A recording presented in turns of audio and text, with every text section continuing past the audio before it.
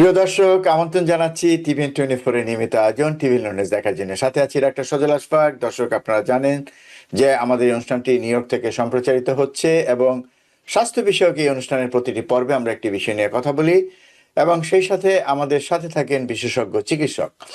দর্শক, আজকে আমরা বলা যায় একেবারে নতুন একটা বিষয় নিয়ে কথা বলতে চাই। সেটা হচ্ছে যে কার্ডিওভাস্কুলার কিডনি মেটাবলিক সিনড্রোম। আসলে এই বিষয়টি এমন একটা বিষয়, মানে যাদের কিডনির সমস্যা আছে এবং একই সাথে যাদের হার্টের কোনো সমস্যা আছে, এই দুটো মিলিয়ে একটা নতুন ধরনের সিনড্রোমের কথা বলছেন সাম্প্রতিককালে বিশেষজ্ঞরা। সেই বিষয়টি নিয়ে আমরা একটু কথা বলতে চাই এ কারণ যে কিডনির সমস্যা, হার্টের সমস্যা এবং একই সাথে যেটা এর আগে ছিল যে মেটাবলিক সিনড্রোম, এই সব বিষয়গুলো একটার সাথে আরেকটা জড়িত। কাজেই এটা একটা রোগ প্রতিরোধের ক্ষেত্রে একটা বিশেষ ভূমিকা রাখতে পারে এ কারণে যে যেহেতু একটার সাথে আরেকটা সম্পর্কিত, কিডনির সাথে হার্ট সম্পর্কিত এবং প্রত্যেকটা রোগের সাথে প্রত্যেকটা সম্পর্কিত। কাজে এক্ষেত্রে প্রত্যেকটা অর্গানের কিন্তু যত্ন নিতে হবে এবং কোথাও যদি কোনো সমস্যা হয় সেটার চিকিৎসাটা সঠিকভাবে করতে হবে। তা না হলে কিন্তু একটা নতুন ধরনের সমস্যা তৈরি হতে পারে, যেটা আমরা হয়তো আগে ঠিক ততটা আমরা বুঝে উঠতে পারতাম না। বুঝলেও আমরা সেটাকে এভাবে সম্মিলিতভাবে এটার যে ভবিষ্যৎ জটিলতা হতে পারে বা সম্মিলিতভাবে যে এটাকে আবার প্রতিরোধ করা যেতে পারে, এই বিষয়টা আমরা আগে যতটা না বুঝতাম, এখন আসলে একটু আমার মনে হয় যে এই বিষয়ে কিছুটা অগ্রগতি হয়েছে। তো দর্শক, এই বিষয়ে কথা বলার জন্য আমাদের মাঝে উপস্থিত আছে নিউ ইয়র্কের প্রথিতযশা ইন্টারভেনশনাল কার্ডিওলজিস্ট, ডায়াবেটোলজিস্ট ইন্টার্নিস্ট এবং মাউন্ট সিনাই হাসপাতালের associate clinical professor doctor CM Hasan. আসুন পরিচিত হই এবং একই সাথে তার সাথে শুনি আজকের এই বিষয় সম্পর্কে। প্রফেসর CM হাসান, আপনাকে স্বাগত জানাচ্ছি আমাদের আজকের এই আয়োজনে। আবারও ধন্যবাদ। আপনার সাথে একসাথে বসার সুযোগ হলো, তা আমরা হয়তো খুব সুন্দর আলোচনা করতে পারবো এই নতুন রোগ সম্বন্ধে। জি, তো কার্ডিওভাস্কুলার কিডনি মেটাবলিক সিনড্রোম, এই উপস্থাপনাটা নতুন, কিন্তু রোগগুলো তো আগেও ছিল, কিন্তু এখন আপনারা সম্মিলিতভাবে ভাবছেন যে এটাকে কিভাবে একসাথে চিকিৎসা করা যায়। নিশ্চয়ই তাতে কোনো রুগীর জন্য নিশ্চয়ই কোনো মানে উপকার আছে। তো প্রথমেই আমি আসলে এই কার্ডিওভাস্কুলার কিডনি মেটাবলিক সিনড্রোম এই বিষয়টি সম্পর্কে জানতে চাই। জি, এটা আমাদের বহুল পরিচিত যেই রোগটা আমি হৃদরোগ বিশেষজ্ঞ হিসেবে বা ডায়াবেটিসের বিশেষজ্ঞ হিসেবে আমি যে চিকিৎসাটা করে থাকি, সেটাকে একটা বড় লেন্স দিয়ে দেখা হয়েছে এবং এটার দায়িত্ব এখন নিয়েছে আমেরিকান কলেজ অফ কার্ডিওলজি এবং আমেরিকান হার্ট অ্যাসোসিয়েশন সহ অন্যান্য বড় বড় সংগঠন, যারা ডাক্তারদের দিক নির্দেশনা দেয় চিকিৎসার ব্যাপারে। তারা সব সম্মিলিতভাবে, যেহেতু এটা একটা অস্বাভাবিকভাবে গুরুত্বপূর্ণ একটা রোগ, এর আগে আমরা ইন্ডিভিজুয়ালি শুধু হৃদরোগের বিশেষজ্ঞ, শুধু স্ট্রোকের বিশেষজ্ঞ বা কিডনি বিশেষজ্ঞের কাছে আমি গেলাম এবং আমরা মনে মনে এই জিনিসটাকে ঠিক আলাদা আলাদা কিছু এন্টিটি হিসেবে দেখা হচ্ছে। কিন্তু এখন আমাদের এই নতুন গাইডলাইন যেটা আমাদের বলা হচ্ছে যে এইভাবেই আমরা দেখা উচিত, যে এটা সবগুলি মিলেই কিন্তু একটাই রোগ এবং এটার সবচেয়ে বড় চিকিৎসা হলো প্রিভেনশন বা প্রতিরোধ করা। এটা হয়ে যাওয়ার খুবই আগে।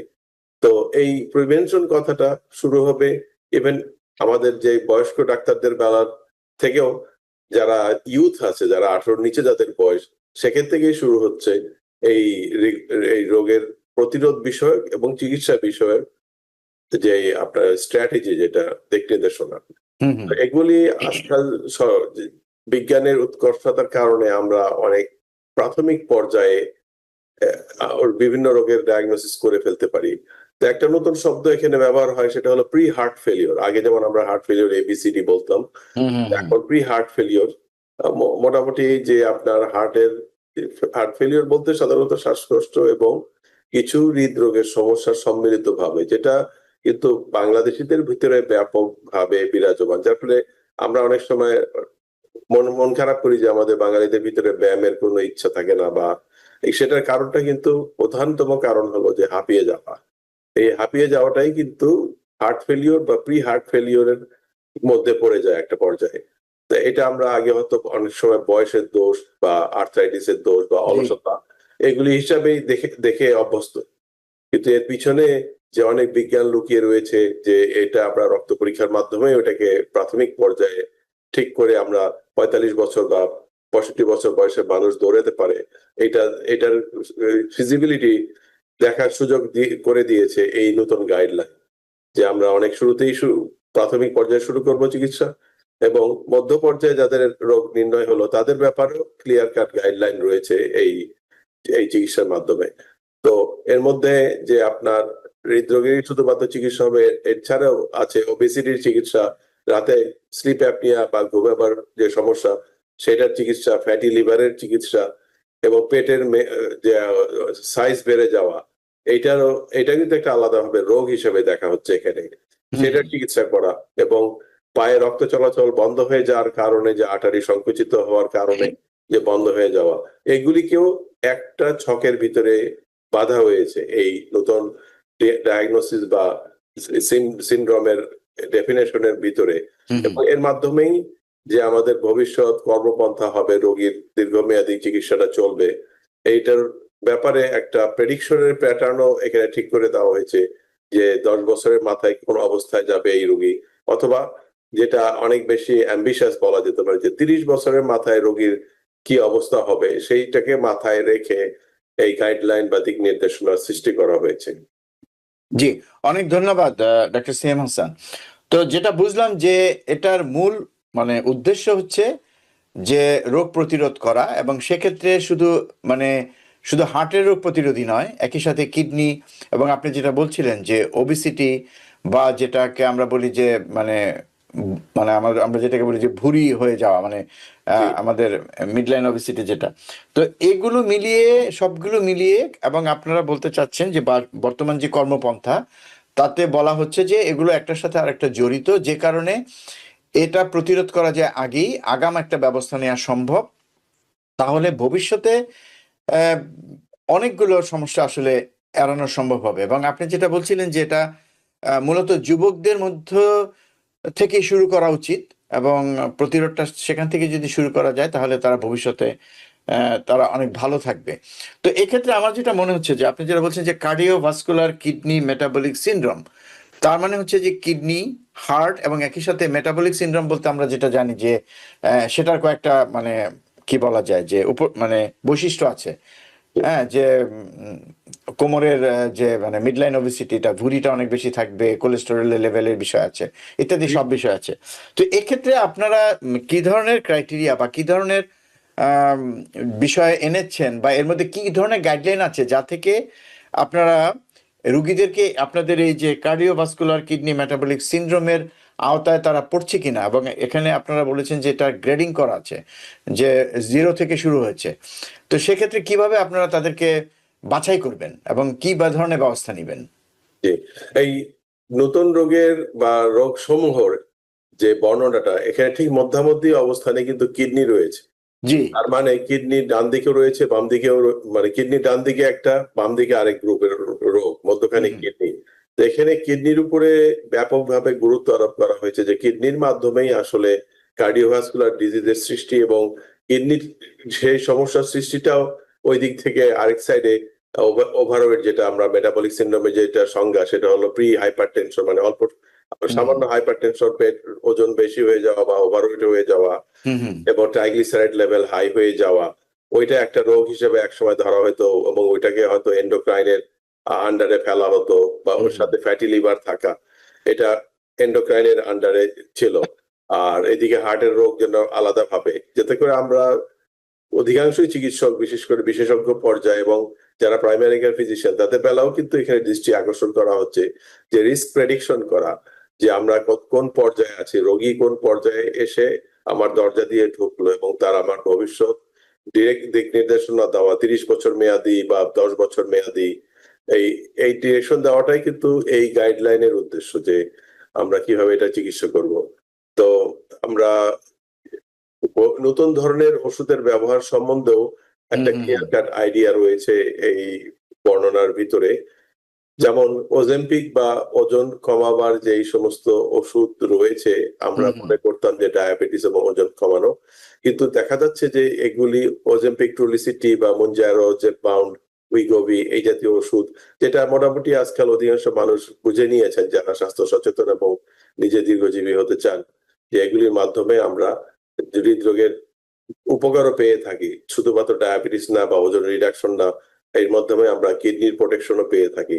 তো এগুলিকে যাতে করে আমরা প্রাথমিক পর্যায়ে ব্যবহার করতে পারি, সেটার ব্যাপারেও একটা গুরুত্ব আরোপ রয়েছে এর ভিতরে। এছাড়া জার্ডিয়ান্স নামে বা সিমিলার ডাপাগ্লিফ্লোজিন, এমপ্যাগ্লোফ্লোজিন, এগুলির ব্যবহার যেন আমরা খুব প্রাথমিক পর্যায়ে শুরু করতে পারি। তো এখন আপনি প্রাথমিক পর্যায়ে বলতে কি বুঝাবেন, এবং এটাকে আপনি আইডেন্টিফাই বা করবেন কি করে? সেটাই। সেটার জন্য আমাদের অনেক ধরনের স্টেজ, যেটা সিকেএম হলো সম্মিলিতভাবে কার্ডিওভাস্কুলার কিডনি মেটাবলিক, এটা সম্মিলিতভাবে সবগুলি রোগকেই একছকে বাঁধার চেষ্টা হচ্ছে। শুধুমাত্র যে এটা মাথার ভিতরে ঢোকাবার জন্য যে রোগী কখনো এককভাবে রোগ নিয়ে সহজে আর আজকাল আসে না। শুধুমাত্র পিওর কিডনি সমস্যা, আমার সবকিছু ঠিক আছে, কিডনিটাই শুধু সামান্য সমস্যা, এরকম বলে কোনো কিছু নাই। যখন আপনার কিডনির সামান্যতম সমস্যা আছে, তখন আপনাকে মনে মনে ধরতে হবে। রোগী হিসাবে তো ধরাটা একটু কঠিন, যেহেতু তারা জানবে না, কিন্তু চিকিৎসক হিসেবে আমরা কিন্তু অনেক সময় একটু হয়তো অগ্রাহ্য করে থাকি যে কিডনি সামান্য খারাপ হয়ে যাওয়ার পিছনে বিশাল একটা গল্প রয়েছে, যে আপনার আহ কোন পর্যায়ে আমরা কিডনির খারাপ অবস্থানে আছি।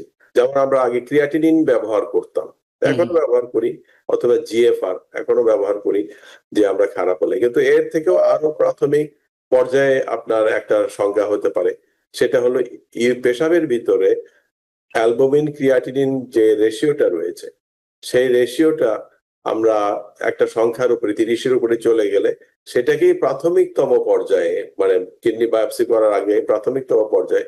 তো সেটা আপনার রক্ত পরীক্ষা না, এটা আপনার পেশাব পরীক্ষার মাধ্যমে আপনি একটা গাইডলাইন পেতে পারেন যে হ্যাঁ, না এখানে আপনার কিডনিতে সমস্যা শুরু হয়েছে, এবং ওই পর্যায়ে আপনাকে কিডনি প্রতিরোধমূলক যে সমস্ত 4-5টা ওষুধ রয়েছে, যেমন লোসার্টেন জাতীয় ওষুধ আছে, অথবা লিসিডোপ্রিল জাতীয় ওষুধ রয়েছে, জার্ডিয়ান্স রয়েছে, এবং ওজেম্পিক রয়েছে, ইভেন সারপ্রাইজিংলি কোলেস্টেরল ট্যাবলেট ও কোলেস্টেরল ওষুধও কিন্তু কিডনিকে আপনাকে প্রোটেকশন দিচ্ছে।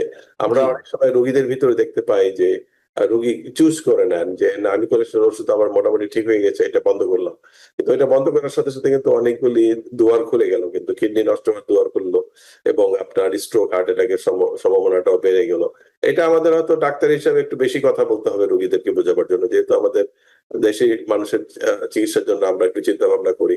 তো সেইটার ব্যাপারে এই অংশগ্রহণটা এবং দিক নির্দেশনা দেওয়াটা আমাদের শুধুমাত্র ট্যাবলেট লেখার বাইরে এটা কিছুটা হওয়া উচিত। তো আপনি যেটা স্টেজের কথা আমি বলছিলাম, যে স্টেজ শূন্যতে আপনার শুধুমাত্র কিছু কিছু রিস্ক ফ্যাক্টর থাকবে, যেমন যেটা বললাম যে হয়তো ওজন একটু বেশি হয়ে গেছে, এখানে ওবেসিটি যেটা আপনার বডি মাস ইন্ডেক্স 30-এর উপরে চলে যাওয়ার কথা বলা হয় না, এর সাথে ওভারওয়েট কেও ধরা হয়েছে। অর্থাৎ নর্মাল হলো বিএমআই, বডি মাস ইন্ডেক্স, অর্থাৎ ওজন উচ্চতার তুলনামূলক সংখ্যাটা, সেটা হলো নর্মালি 24.9 অথবা 25-ই ধরতে পারেন, 25 থেকে 30 পর্যন্ত হলো ওভারওয়েট। কিন্তু এই ওভারওয়েট পর্যায়েও আপনাকে চিকিৎসা শুরু করতে বলা হয়েছে। এই ওভারওয়েটের কিছুটা ম্যানেজমেন্ট রয়েছে, এবং সেই ক্ষেত্রে আমাদের খাদ্যাভ্যাস পরিবর্তন, ব্যায়ামের পরিমাণ করা, স্লিপ অ্যাপনিয়া টেস্ট করার ব্যাপারে ব্যাপকভাবে গুরুত্ব দেওয়া হয়েছে, যে মানুষ, আমরা যে মোটা হলেই যে স্লিপ অ্যাপনিয়া লাগবে, শ্বাস প্রশ্বাস নেওয়ার মেশিন নাকে লাগায় ঘুমাতে হবে, সেটা না। অনেক পাতলা মানুষের ভিতরে ইদানিং স্লিপ অ্যাপনিয়া রোগ পাওয়া যাচ্ছে, কারণ এটা আপনার বিভিন্ন জায়গা থেকে রোগটার উৎপত্তি হচ্ছে। পেট মোটা হওয়ার কারণে হচ্ছে, গলার পিছনে চর্বি জমে যাওয়ার কারণে হচ্ছে, অথবা জন্মগতভাবে গলার গঠনের থেকেও আপনার কিন্তু স্লিপ অ্যাপনিয়া রোগ হতে পারে। খোলা মনে এগুলি না তাকালে অনেক দেরিতে দেখা যায় যে আমরা খুব সুন্দর একটা মানুষের, যখন আমরা অ্যানজিওগ্রাম করে দেখছি যে 3টা আর্টারি বন্ধ, ডায়াবেটিস নাই, কোলেস্টেরল নাই, বলে এত নিরীহ মানুষ, কিন্তু হঠাৎ করে, তখন আমরা অনেক সময় জেনেটিক্স দোষ, যে হ্যাঁ বাপ দাদার ছিল হয়তো, এখন এটা পেয়ে গেছে, কিন্তু পরে হয়তো ইএনডি টেস্ট মাধ্যমে বা স্লিপ টেস্ট করার মাধ্যমে দেখা যাচ্ছে তার খুব সাংঘাতিক লেভেলের স্লিপ অ্যাপনিয়া। যেহেতু এটা দীর্ঘমেয়াদী শরীরের ভিতরে স্লিপ অ্যাপনিয়া রয়ে গিয়েছে, মানুষ অত সহজে এটাকে, মানে নাটকীয় ভাবে এটাকে দেখে না, আজ তখন মনে করে যে এটা তো ওইভাবে উনি একটু নাক ডাকে। তো এইটা হলো আপনার যে প্রাথমিক পর্যায়ের রোগ নির্ণয়। এরপরে আমাদের স্টেজ 1 রয়েছে, যেখানে আপনার কিছু কিছু বায়োমার্কার পাওয়া যায়, যেমন আপনার এনটি-প্রো বিএনপি, যেটার মধ্যে আপনার হার্ট ফেলিওর খুব প্রাথমিক পর্যায়ে দেখা গেল যে কিছু কিছু লেভেল আপনার বেশি হয়ে আছে, বা কোলেস্টেরল, ট্রাইগ্লিসারাইড বা লিপোপ্রোটিন লিটল এ, এগুলির মাধ্যমে আমরা দেখতেছি যে কিছু কিছু রক্ত পরীক্ষার মাধ্যমেই মাত্র রোগের বর্ণনা। রোগী কিন্তু ফুটবলও খেলতে পারে, কিন্তু তার ভিতরে এগুলি রয়ে গেছে, এটা আপনাকে ক্লাস স্টেজ 1 এর ভিতরে চলে গেল। এরপরে আপনার হালকা কিডনির রোগ বা ওবেসিটি হইলো, ডায়াবেটিস হলো, স্লিপ অ্যাপনিয়া, নাক ডাকা শুরু হলো। এইভাবে আমরা পঞ্চম পর্যায়ে গেলে আপনার সবচেয়ে কঠিন পর্যায়ে চলে গেলাম, যখন মানুষ শয্যাশায়ী হয়ে যাবে, সহজে হাঁটতে পারবে না। তো এগুলি সবার এক সূত্রে গাঁথার জন্য আমাদের যে নীতিমালা, সেটাই হলো এই রোগের নতুন নাম। তো আমরা এরপর থেকে যখন রোগের দিকে তাকাবো, তখন আমরা এই নামটাই ব্যবহার করার চেষ্টা করবো, যেটা আমরা এই রোগের কোন পর্যায়ে আমরা আছি। কোনো না কোনো পর্যায়ে যে আছি সেটা শিওর, কিন্তু কোন পর্যায়ে আছি সেটা ডিটারমিনেশন করাটা আপনার বিভিন্ন পরীক্ষা নিরীক্ষার মাধ্যমে করতে হবে। জি, অনেক ধন্যবাদ। তার মানে হচ্ছে যে একজন রোগীকে স্টেজিং করতে হবে যে উনি কোন স্টেজে আছেন এবং সেই অনুযায়ী ওনার চিকিৎসাটা করতে হবে। তো একটা প্রশ্ন হচ্ছে যে এক্ষেত্রে তো আসলে মানে হার্টের সমস্যা, কিডনির সমস্যা, একই সাথে ফ্যাটি লিভার, আপনার বলছেন স্লিপ অ্যাপনিয়া, সেটা অন্য বিশেষজ্ঞরা দেখেন, এবং একই সাথে তার যদি একটু করে ডায়াবেটিস থাকে, প্রি ডায়াবেটিক বা এই ধরনের সমস্যা থাকে, প্রি হার্ট ফেলিওর, তো সব মিলিয়ে তো আসলে কয়েকটা ডিসিপ্লিনের চিকিৎসককে একসাথে কাজ করতে হবে সেক্ষেত্রে। তো সেক্ষেত্রে এই কোঅর্ডিনেশনটা কিভাবে হবে, বা এক্ষেত্রে চিকিৎসা ক্ষেত্রে নেতৃত্বটা কি দিবেন? জি, এটা খুব অনেক ভালো প্রশ্ন। আমেরিকাতে এখন স্বাস্থ্য বিষয়ক যে অর্থনীতিটা রয়েছে, আহ, সেই অর্থনীতিটা এখন ডিমান্ড করছে যে প্রাইমারি কেয়ার ফিজিশিয়ানই কিন্তু সবগুলি একত্রে, এখানে নেতৃত্ব দেওয়ার অন্য কেউ নাই। সবাই নেতৃত্ব দিয়ে রোগটাকে চিকিৎসা একই সাথে করার চেষ্টা করবে। এক্ষেত্রে কার্ডিওভাস্কুলার ডিজিজ বিশেষজ্ঞ হিসাবে আমার কিন্তু দায়মুক্তি নাই যে না, আমি তো আসলে কিডনিটা খেয়াল করি নাই, ওনার কিডনি ডাক্তার আছে, উনি দেখছেন। সেখানে কিন্তু এই বর্ণনার মাধ্যমে এটার হুম। মাধ্যমে কিন্তু আমেরিকান সরকার এই দেশে স্বাস্থ্য পরিকল্পনা সবগুলি করে থাকেন। আমেরিকান কলেজ অফ কার্ডিওলজি বা আমেরিকান হার্ট অ্যাসোসিয়েশনের গাইডলাইন, এখানে কিন্তু আমাদের কোনো স্বাস্থ্যমন্ত্রী কোনো নির্দেশনা এই জাতীয় কিছু নাই এখানে। এটাই হলো সরকার, এর সেটাই। ভিতর থেকে আপনাদের তাদের দাবি হইতেছে যে আপনার মাথার ভিতরে এত সব ইনফরমেশন ঢুকায়, আপনার চোখ দিয়ে দেখে সেখানে আপনাকে এই রোগের চিকিৎসা করতে হবে, এখানে আপনার কোনো দায় মুক্তি নাই। আরেকটা জিনিস হলো, এই সিকেএম সিন্ড্রোমের ভিতরে তারা যে গাইডলাইনের ভিতরে অর্থনীতি এবং হেলথ কেয়ার অ্যাভেলেবিলিটির উপরে গুরুত্ব আরোপ করেছে। অর্থাৎ ফাইন্যান্সিয়াল যাদের অবস্থা খারাপ হচ্ছে, তাদের এই সিকেএম রোগটাও কিন্তু ব্যাপকভাবে প্রোগ্রেস করছে, যেখানে একটা পরোক্ষভাবে দেওয়া হচ্ছে মানে যে তারা যেন ফাইন্যান্সিয়ালি সলভেন্ট থাকে। কিভাবে সলভেন্ট থাকে সেটা তো অন্য বিষয়, অর্থনীতির বিষয়, কিন্তু ফাইন্যান্সিয়াল সলভেন্সির সাথে আপনার এই রোগের প্রিভেনশন এবং চিকিৎসা দুইটাই জড়িত। আর আরেকটা হলো যে হেলথ কেয়ার অ্যাভেলেবিলিটি, যে আপনি হয়তো কিডনি ডাক্তারের সাথে অ্যাপয়েন্টমেন্ট করলেন, 6 মাস পরে আপনার অ্যাপয়েন্টমেন্ট পাইলেন। তো অথবা এন্ডোক্রাইন ডাক্তার, ডায়াবেটিসের বিশেষজ্ঞের সাথে আপনি দেখা করতে গেলেন, 3 মাসের আগে কোনো অ্যাপয়েন্টমেন্ট নাই। এটারও কিন্তু এখানে সমালোচনা করা হয়েছে এবং বলা হয়েছে যে আপনার এটা দ্রুত গতিতে হেলথ কেয়ার অ্যাভেলেবিলিটিটাকে গুরুত্ব দেওয়া হচ্ছে। এটা ধরেন এই গাইডলাইনটা কিন্তু এক ধরনের মানে দেশের পলিসিকে যেহেতু গাইড দেয় একই সাথে রোগীদের সাথে, ডাক্তারদের সাথে, তো সেখানে সেই অংশটুকু তুলে ধরা হয়েছে যে যাদের ডাক্তারের অফিসে যাওয়ার মতো সামর্থ্য নাই, যাতায়াতের সুযোগ নাই, বা যারা দীর্ঘমেয়াদী ধরেন সরকারি পরিবহনের জন্য অপেক্ষা করে পাচ্ছে না, এখানে আপনাকে সেটার রিমাইন্ডার দেওয়া হচ্ছে যে আপনার চিকিৎসার জন্য আপনি যে কোনো ভাবে আপনার চিকিৎসাটা নেওয়ার জন্য আপনার যদি শারীরিক ভাবে উপস্থিত হইতে হয়, সেখানে আপনি উপস্থিত। এর বাইরে আপনার টেলিমেডিসিনের মাধ্যমে কিছু সমস্যার সমাধান করা যায়, যেটা আমরা করোনা আমলে করেছি, কিন্তু আসল চিকিৎসা আপনার ওইভাবেই যেতে হবে যাতে ফেস টু ফেস আপনি জিনিসটা বুঝতে পারেন। জি, অনেক ধন্যবাদ।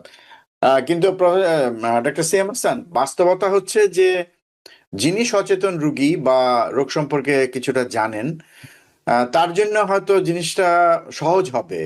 তিনি হয়তো কার্ডিওলজিস্টকে বলতে পারবেন, বা কিডনি স্পেশালিস্টকে বলতে পারবেন, বা ডায়াবেটোলজিস্টকে বলতে পারবেন, বা পিসিবির সাথে কমিউনিকেট করতে পারবেন যে এগুলো আমাকে বলা হয়েছে। কিন্তু আমরা যেটা বাস্তবতা যে আমরা যেটা দেখি, যে অনেক ক্ষেত্রেই হয়তো প্রাইমারি কেয়ার ফিজিশিয়ান বিষয়গুলোকে কোঅর্ডিনেট করেন, কিন্তু এক্ষেত্রে একজন কার্ডিওলজিস্ট বা একজন কিডনি স্পেশালিস্ট বা একজন ডায়াবেটোলজিস্ট, তারা কি কোনো রোগীদের নিয়ে এভাবে সরাসরি একসাথে কথা বলবেন না? তারা শুধু প্রেসক্রিপশনটা দিয়ে দিবেন? সেক্ষেত্রে তো আসলে এক ধরনের মানে কি বলা যায়, এক ধরনের জটিলতা রয়েই যায়, কারণ একজন রুগী হিসাবে এটা বুঝে চিকিৎসা নেওয়া, একই সাথে প্রাইমারি কেয়ার ফিজিশিয়ান যদি এটাকে সক্রিয়ভাবে কোঅর্ডিনেট না করেন তাহলে তো আসলে কিছু আহ, সমস্যা হতে পারে, বিশেষ করে ওষুধপত্রের বিষয়ে বা অন্যান্য বিষয়ে বা রুগীর বিষয়ে। ঠিক। তো এখানে এই যে গাইডলাইন গুলি দেওয়া হয়েছে এটা হলো গোল্ড স্ট্যান্ডার্ড, মানে আপনি সর্বোচ্চ কি করতে পারেন নিজের জন্য। সেটাই। এখন আপনার যদি মানে আমাদের ভাগ্যে না যদি না থাকে তো সেটা হুম। আপনার হলো না, কিন্তু দেখানো হচ্ছে, আপনাকে লোভ দেখানো হচ্ছে যে আপনি কিন্তু ইচ্ছা করলে যে আপনি সিকেএম ম্যানেজমেন্টের মাধ্যমে মোটামুটি আপনার মৃত্যুর সম্ভাবনা ব্যাপকভাবে কমিয়ে আনতে পারেন। তো সেক্ষেত্রে আমাদের নিজে নিজেই কিছুটা জ্ঞান অর্জন করার জন্য আগ্রহ থাকতে হবে, এবং হয়তো রোগীদেরকে শিক্ষা দেওয়ার ব্যাপারও এখানে অনেক কিছু আছে, হেলথ হুম এডুকেশন হুম সম্বন্ধে হুম। অনেক কিছু আছে। তো শিক্ষা দায়টা কিন্তু এক পর্যায়ে এই দেশে বলা হয় যে ট্রিটমেন্টের কিন্তু পার্টনারশিপ হলো 50-50 পার্টনারশিপ, ডাক্তার একদিকে 50%, রোগী আরেকদিকে 50%। তা 50% মানে আপনি ট্যাবলেট লিখলেন, ট্যাবলেট খেলো না, ইনজেকশন দিলেন, ইনজেকশন খেলো না, তা ইনজেকশন দিল না, তো এখন আপনি সেই ক্ষেত্রে তার আপনার এনফোর্সমেন্টের কোনো সুযোগ নাই। সুযোগ নেই। তবে এখানে আপনাকে দেখানো হচ্ছে যে সর্বোচ্চ কিন্তু সর্বসেরা এই চিকিৎসা ব্যবস্থা কিন্তু এরকম হওয়া উচিত। উচিত। তো এখানে অ্যাভেলেবিলিটিটা আপনার কার হাতে পড়ছে, এখানে আমরা সেটাই। মানসিক ভাবে বা এছাড়া আমার যে পারিবারিক ইনভলভমেন্টটা আছে ব্যাপক, আমরা দেখি আমাদের দেশের প্রেক্ষিতে দেখা যাচ্ছে যে আমরা বয়োবৃদ্ধ মানুষকে পুকুরের মধ্যে ফেলে রাখতেছি, কচুরপাড়া থেকে 90 বছর বয়সে মানুষ বেরোচ্ছে এবং ঘরের ভিতরে মৃত অবস্থায় আমরা দেখছি। আমরা এখন হুম। নিজের দেশের কথা কিছু বলা যেতে পারে যে যুগ্ম সচিবের মাতা ঘরের মধ্যে পচে গিয়েছে, তার কানের ভিতরে ফাঙ্গাস গ্রো করছে। তো এটা আমাদের জন্য সেই লেভেলের সমস্যা এদেশেও হয় কিন্তু। হুম হুম। এখানে আমরা অনেক সময় শুনি, নিউজ পেপারের মধ্যে শুনি। তা ওই সমস্যার জন্য আমাদের পারিবারিক যে পার্টিসিপেশন, যেটা আমাদের মানবতা বোধ, এগুলি ব্যাপারে আমাদেরকে অনেক কিছুই হবে। আমাদের টেকনিক্যাল ইমপ্রুভমেন্টের বাইরেও আমাদের মানসিকতা, মানবিকতা, এটা ধর্মীয় হতে পারে, সামাজিক হতে পারে, বা আমাদের গ্রুপে হতে পারে, সেগুলি তা এগুলিরও চর্চা করা উচিত। সেটা আমরা যেহেতু বাঙালি হিসাবে আমরা কিন্তু হুম অনেক হুম। সাংস্কৃতিক চর্চা করে থাকি, গান বাজনা, এবং সেখানে কিন্তু কখনো স্বাস্থ্য বিষয়ক বা বয়স্কদের টেক কেয়ার করা বিষয়ক আমি কখনো কোনো আলাপ শুনি না। আমি খুব কিন্তু কান পেতে থাকি যে দেখি কখন বলে একবার যে স্বাস্থ্য অথবা ওল্ডার মানুষদের যারা আছে পরিবারের সদস্য তাদেরকে এক সাইডে ঠেলে দেওয়া এবং তাদেরকে কিছুটা ইদানিং তাদেরকে কিছুটা অবজ্ঞা করাটাও কিন্তু একটা ফ্যাশনের ভিতরে পড়ে গিয়েছে। উচ্চকণ্ঠে কথা বলা বাবা মার সাথে বা বয়স্কদের সাথে, এটা কিন্তু মোটামুটি একটা ফ্যাশন লেভেলে চলে গিয়েছে। তো এখানে কেউ না কেউ হয়তো আগিয়ে আসবে আমাদের ভিতরে, যারা বলবে যে না এটা ঠিক না, এখানে আমরা একটু উন্নত হতে পারি আমরা, তাহলে আমাদের সাথে মানুষ এবং অন্যান্য প্রাণীর সাথে আমাদের তফাৎ আস্তে আস্তে ঘুচে যাবে। অন্যান্য প্রাণীরা তো কিন্তু তাদের প্যারেন্টসদের টেক কেয়ার করে, আমি দেখি মাঝে মাঝে।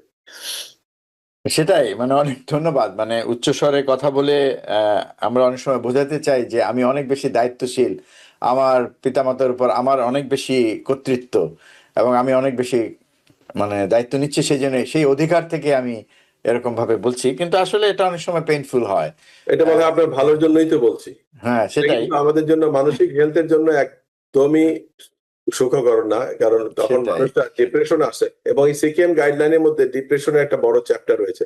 এটা ধরেন আপনার 300-400 পৃষ্ঠার গাইডলাইন, সেটা আমাদের এই 40 মিনিটের ডিসকাশনে শেষ করা যাবে না। সেখানে সেটাই। ডিপ্রেশনের সাথে হৃদরোগের ব্যাপক সংযোগের কথা বলা হয়েছে, এবং ডিপ্রেশনের বিভিন্ন কারণের ভিতরে নেগলিজেন্স কথাটা রয়েছে, এবং অনেকগুলি হয়তো ভবিষ্যতে আমাদের এটা সম্বন্ধে আরো লম্বা আলাপ হয়তো হতে পারে। সেটাই। আসলে এই গাইডলাইন তো খুবই চমৎকার একটি গাইডলাইন, এবং যে গাইডলাইনের মাধ্যমে কতগুলো ক্রনিক ডিজিজকে একসাথে করা হয়েছে এবং তার একটা সমন্বিত চিকিৎসার ব্যবস্থার দিক নির্দেশনা দেওয়া হয়েছে, যাতে করে এই রোগগুলো সঠিক সময়ে আইডেন্টিফাই হয় এবং একই সাথে এটার যে সম্ভাব্য জটিলতা সেটা এড়ানো যায়, এবং চিকিৎসা যারা নিচ্ছেন চিকিৎসা তাদের চিকিৎসাটা যেন সহজ হয় এবং কম জটিলতা হয়। তো এরকম একটা বিষয় আসলেই তো কোঅর্ডিনেশনটা রুগী তো করবেই, একই সাথে চিকিৎসকদের মধ্যেও পারস্পরিক কোঅর্ডিনেশনটা দরকার, যেটার একটা অভাব রয়েছে আমরা মনে করি। এক্ষেত্রে অনেক ক্ষেত্রে রুগীরা নেগলেক্টেড হয়, যেটা হয়তো দর্শক যারা দেখছেন তারা অনেকে একমত হবেন, কিন্তু দর্শকরা আহ, আবার তাদের এটাও বুঝতে হবে যে রুগী হিসেবে তাদের যে দায়িত্ব আছে। হ্যাঁ, আমার একটা সমস্যা আছে, আমাকে তো সেই সমস্যাটা, আমি এতদিন ভুগছি ডায়াবেটিস নিয়ে, আমি সেটা সম্পর্কে কোনো ধারণাই আমার থাকবে না, এটা তো হতে পারে না। এবং সেটা কেন হচ্ছে একটু করে যদি জানি, এবং সেটার জন্য কি ধরনের চিকিৎসা নেওয়া দরকার, তো আমি শুধু ডিনাই করব আর এটা আমার ভাল লাগছে না, এটা আমি ওজেম্পিক নিলে আমার একটু বমি বমি ভাব হয়, সেজন্য আমি নিব না, দুদিন পরে বাদ দিব, কিন্তু আমার এদিকে কিডনির অবস্থা খারাপ, আমার ওজন অনেক বেশি, আমার হার্টের কন্ডিশন ভালো না। আসলে রুগীরও তো আসলে চিকিৎসার সাথে কিছুটা মানে তার সমন্বয় করতে হবে, অ্যালাইন্ড হতে হবে, তাই না? তো সে তার দায়িত্বটাও আছে, সেটা আমরা এক সময় রুগী হিসেবে কিন্তু ভুলে যাই। আমরা ভুলে যাই, পুরো দায়িত্বটা চিকিৎসকের উপরে ফেলে দিই। এবং একই সাথে চিকিৎসককে কিন্তু মনে করিয়ে দেওয়া উচিত, আপনার আলোচনা থেকে যেটা বুঝলাম। এবং আমার মনে হয় যে প্রাইমারি কেয়ার ফিজিশিয়ান চাইলে আরেকটু বেশি সময় দিয়ে যদি জিনিসটা কোঅর্ডিনেট করেন তাহলে মানে আরো ভালো হয়, তবে রুগীকে তো এই বিষয়ে সক্রিয় ভূমিকা পালন করতে হবে। তো এক্ষেত্রে ডাক্তার সিএম হাসান, যদি মানে একই ছাদের নিচে কার্ডিওলজিস্ট, নেফ্রোলজিস্ট এবং একই সাথে ডায়াবেটোলজিস্ট বা প্রাইমারি ফিজিশিয়ান থাকেন, সেক্ষেত্রে হয়তো কাজটা সহজ হয়। সেক্ষেত্রে একই জায়গায় যদি উনি চিকিৎসা নেন সেক্ষেত্রে সহজ হয়, কিন্তু অনেক ক্ষেত্রেই সেটা সম্ভব হয় না। তো এক্ষেত্রে রুগীদের তো একটা দায়িত্ব আছে। তো এক্ষেত্রে আপনার কি মানে মনে হয় যে এরকম একটা গাইডলাইন, এত সুন্দর গাইডলাইন, এটাকে যদি আমরা বাস্তবতায় রূপ দিতে পারি তাহলে তো আসলে অনেক সুবিধা হয়, এবং এটাই আমরা চাই। গাইডলাইন তো অবশ্যই অনেক ভালো। তা আপনার কি মনে হয় যে এজ এ একজন কার্ডিওলজিস্ট হিসাবে আপনার ভূমিকা, বা আপনার যারা সহকর্মী আছেন কার্ডিওলজিস্ট তাদের ভূমিকা, বা অন্যান্য যারা আছেন, আমি বলবো না যে সাজেশন দেন, আপনার কি মনে হয়, আপনার কি এক্সপেকটেশন কি হতে পারে যেটা থেকে আমরা হয়তো রুগীরা উপকৃত হব? যে এখানে একটু লম্বা উত্তর হয়ে যাবে, তবে জি। এদেশের প্রেক্ষিতে আমি সামান্য হতাশাবাদী এই কারণে যে আজকাল আমরা ডাক্তারদের দেখি না। এমার্জেন্সি রুমে আমার কিছু রোগী আসছে এবং তাদের থেকে যে সমস্ত পেপার আমরা পাই এবং সেগুলি যখন আমরা কপি করে রেখে দিই, অধিকাংশ ক্ষেত্রে আমি একজন ফিজিশিয়ান অ্যাসিস্ট্যান্ট এর নাম দেখি যে চিকিৎসক হিসেবে নিজেকে পরিচয় দিয়ে, এটা দেশের জন্য কিন্তু একটা বেশ ভালো সংবাদ না, অথবা নার্স প্র্যাকটিশনার। হুম। তাদের যে জ্ঞানের পরিধি কিন্তু অস্বাভাবিক রকমের কম, এই কারণে যে তারা বুদ্ধিশূন্য তা না, তাদের কারিকুলাম অনেক ছোট। আপনি ছোট কারিকুলামে আপনি সুশিক্ষিত হয়ে আপনি এত বড় একটা দায়িত্ব যখন নিবেন, সেখানে আপনার এখানে গ্যাপ থাকার একটা স্বাভাবিক, গ্যাপ থাকাটাই স্বাভাবিক। তো সেখানে আমরা অনেক সময় ইভেন প্রাইমারি কেয়ার ডাক্তার বা ইভেন স্পেশালিস্টের অফিসেও গিয়ে কিন্তু নার্স প্র্যাকটিশনার অথবা ফিজিশিয়ান অ্যাসিস্ট্যান্ট এই দুইটার দেখা পাচ্ছে কিন্তু মানুষ। এর ফলে একটা বিশাল ঘাটতি দেখা যাচ্ছে যে আপনার কোয়ালিটি অফ কেয়ারের মধ্যে অবভিয়াস ডেফিসিট থাকছে।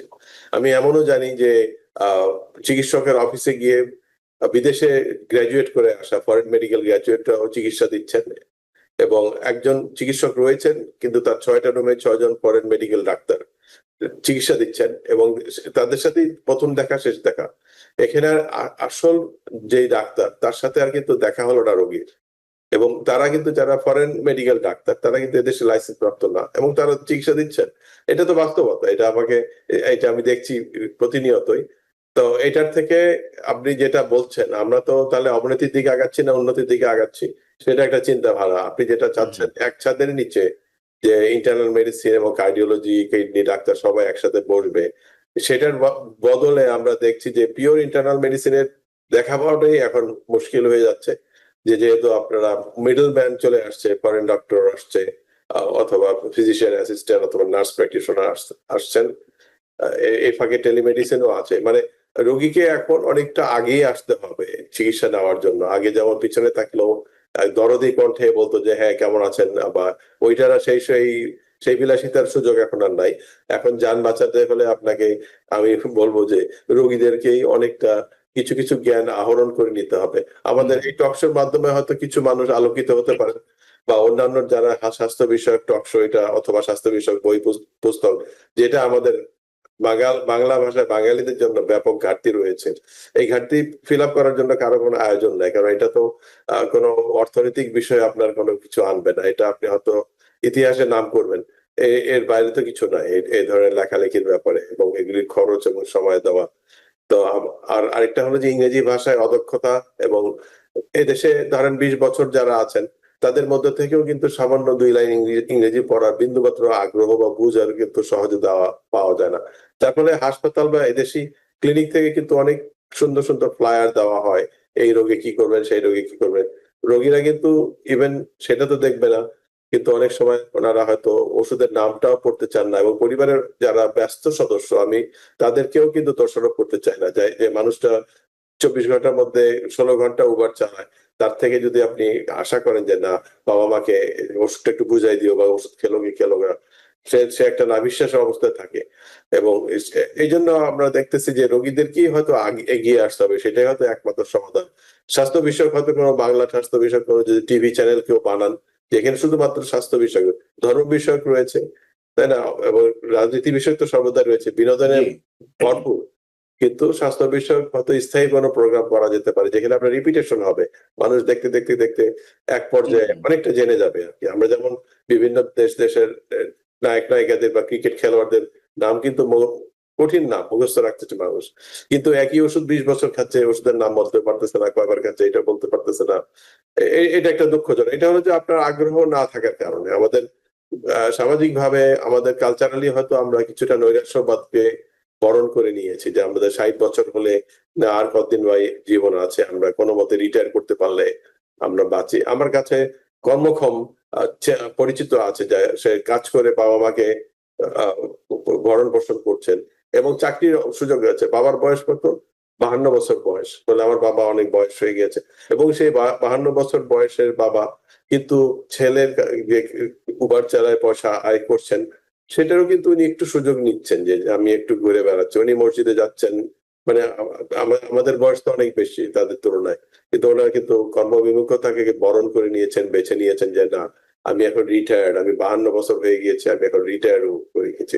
এই মানসিকতা কিন্তু অনেক বেশি আছে, আপনি যদি কান পেতে দেখেন শুনেন, আপনি দেখবেন যে আমাদের ভিতরে এই অনীহা, অবহেলা, মানে ইচ্ছা নাই, এবং এক হাতে সিগারেট, আরেক হাতে সেলফোন, আরেক হাতে চায়ের কাপ, এই একটা সিনারিও আপনি দিনের পর দিন দেখতে পারবেন আমাদের বয়স্ক যারা, তারা কিন্তু এভাবেই শরীরের মধ্যে কোন রকমের ব্যায়ামের চেষ্টা করছেন না, বা হয়তো অ্যাপয়েন্টমেন্ট আছে অ্যাপয়েন্টমেন্ট যাচ্ছেন না, তাই না। এটা আমাদের হয়তো কালচার, এটা হয়তো আরো শত শত বছর লেগে যেতে পারে, কারণ আমি ছোটবেলা যা দেখেছি এখন মোটামুটি ওরকমই রয়ে গিয়েছে, এই উন্নতিটা আমাদের হয় নাই, হয়তো আমাদেরকে কেউ অনুপ্রেরণা দিতে পারছে না, বা আমাদের হয়তো দেশের প্রেক্ষিতে আমরা কোনো গাইডলাইনও পাচ্ছি না। তো এটাই সেটাই। হলো আমার দেখা আর কি। এটা আসলে এটাই বাস্তব, আসলে এটাই আমাদের কমিউনিটির চিত্রটা এমনই আসলে। কর্মবিমুখতা আসলে অনেক বেশি। তো যাই হোক, ডক্টর সিএম হাসান, আপনি একটা কথা বলছিলেন যে এই দেশে চিকিৎসার ক্ষেত্রে একটা বড় ধরনের সমস্যা তৈরি হচ্ছে, যেটা আপনি তিনটা কথা বলেছেন, যে একটা হচ্ছে ফরেন গ্র্যাজুয়েটরা অনেক ক্ষেত্রে চিকিৎসা দিচ্ছেন, যদিও মূল চিকিৎসক থাকছেন কিন্তু তার দেখাটা আর পাওয়া যাচ্ছে না। একই সাথে নার্স প্র্যাকটিশনার এবং যেটা ফিজিশিয়ান অ্যাসিস্ট্যান্ট পিএ, তারাও চিকিৎসা দিচ্ছেন মূল চিকিৎসকের পরিবর্তে। তো এক্ষেত্রে যেটা আপনি বলছিলেন যে তাদের জ্ঞানের সীমাবদ্ধতার বিষয় না, তাদের আসলে মানে বিশেষ করে পিএ এবং নার্স প্র্যাকটিশনার যারা আছেন তাদের তো আসলে আম, তাদের কারিকুলামটাই ছোট, তাদের সেক্ষেত্রে দোষ দেওয়া যায় না কম জানার বিষয়।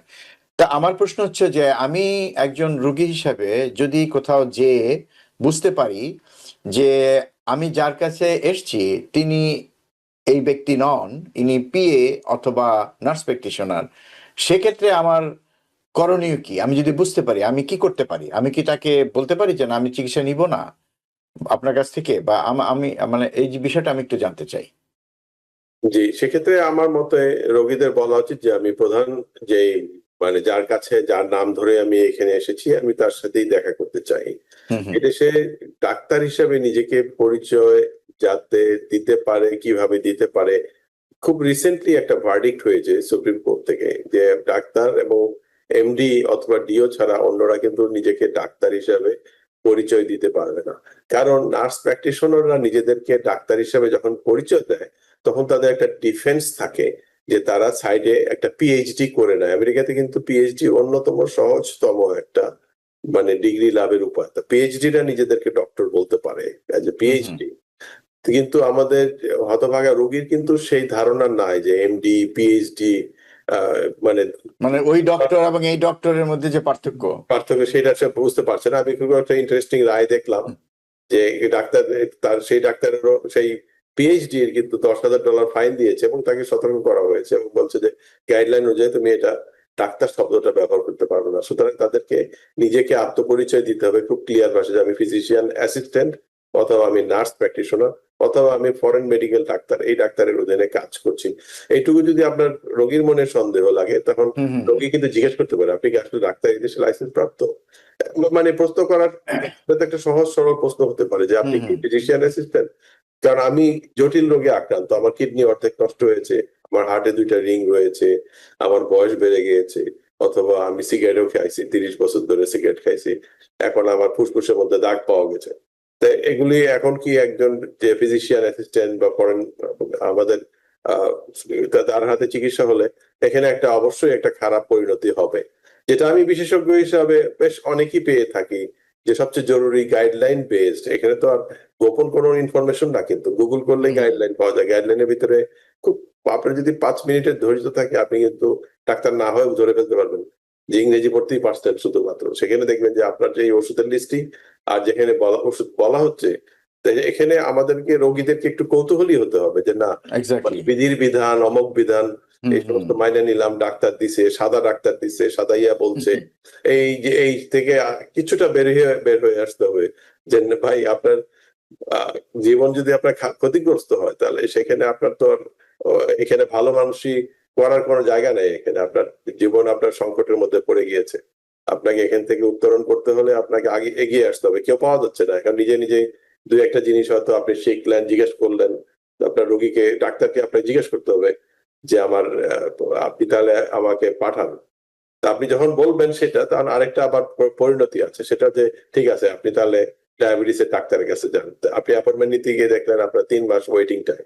হুম হুম আমেরিকাতে কিন্তু এখন ওয়েটিং টাইমটা অনেক বাড়ছে। হুম, তা এখন ওয়েটিং টাইম, তাহলে আপনি এই 3 মাসটা করবেন কি? এই 3 মাসের মধ্যে আপনার কিডনি নষ্ট হইতে পারে, চোখ নষ্ট হইতে পারে। কারণ আমাদের স্মৃতি ডায়াবেটিসের মাধ্যমে কিন্তু মানুষের শ্রবণ শক্তি নষ্ট হইতে পারে আকস্মিক ভাবে। এটা অনেকে বলে যে বয়সের কারণে আমি এখন ঠিক মতো শুনতে পাই না, কিন্তু আসলে এটা ডায়াবেটিস তার আহ, যে 8 নম্বর নার্ভ আপনার নষ্ট করে দিয়েছে। তো এগুলো আপনার সুতরাং তার A1C দেখা যাচ্ছে আপনার 9.5।